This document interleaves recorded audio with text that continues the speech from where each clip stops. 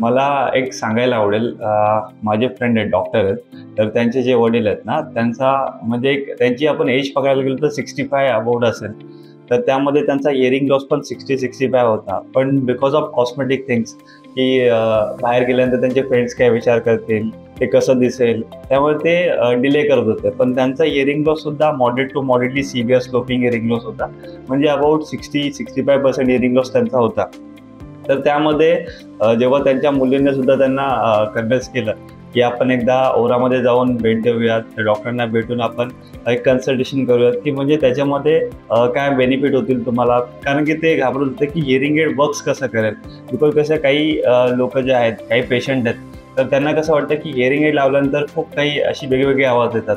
पण हिअरिंग एडमध्ये तसं नाही होत. हिअरिंग एड एक आपण डायग्नोज करतो, ठीक आहे, की पेशंटचा हे काय, क्लिनिकल प्रॉब्लेम काय, त्यानुसार आपल्याला ते पूर्णपणे त्यांचा ऑडिओग्राम करून, ऑडिओग्रामनुसार ते प्रोग्रामिंग करून मग पेशंटला आपण हिअरिंग एड देतो. तर पेशंट आल्यानंतर त्यांचा तर पहिले आपण ऑडिओग्राम केला.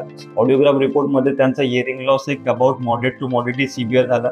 तर त्यामध्ये त्यांना आम्ही RIC हिअरिंग एड सजेस्ट केला. तेव्हा त्यांना हिअरिंग एड लावल्यानंतर त्यांना म्हणजे त्यांच्या फेसवर एक स्माईल आला.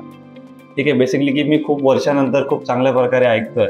तर त्यांच्या मुलीला म्हणजे त्यांनी एक जस्ट कन्व्हर्सेशन केलं, की कसं वाटतंय. बेसिकली कसं असतं, की ज्याचा हिअरिंग लॉस वगैरे असतो, तर समोरासमोर बोलल्यानंतर काही लोक चांगल्या प्रकारे रिस्पॉन्स करतात.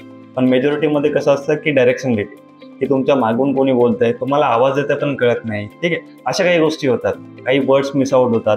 तर त्यामध्ये कसं आहे, की पेशंटला मी प्रॅक्टिकल असं दिलं, की इथेही आम्ही त्यांच्याबरोबर बोललो. त्यानंतर क्लिनिकच्या बाहेर नॉइजी एन्व्हायर्नमेंटमध्ये पण आम्ही त्यांच्याशी गप्पा वगैरे केल्या. तर he was quite happy about that. आणि त्याच्यामध्ये पेशंटला पण खूप चांगलं वाटलं आणि कॉन्फिडन्स आला. कॉन्फिडन्स आल्यानंतर मग त्यांनी हिअरिंग एड बाय केली आणि चांगल्या प्रकारे यूज करतायत. तर हा एक चांगला सिनारिओ होता. कारण की ते यूज करायला म्हणजे हे नव्हते, रेडी नव्हते. त्यानंतर मग ते जेव्हा इथे क्लिनिकला आल्यानंतर ओरामध्ये, तेव्हा त्यांना मी सगळे ट्रायल वगैरे दिले, प्रॅक्टिकल केली, टेस्ट केली. त्यांची क्लिनिकल कंडिशन बघून त्यांना प्रोग्रामिंग करून हिअरिंग एड जी त्यांना सुटेबल आहे ती हिअरिंग एड त्यांना दिली, ट्रायलला दिली. चांगलं वाटलं त्यांना.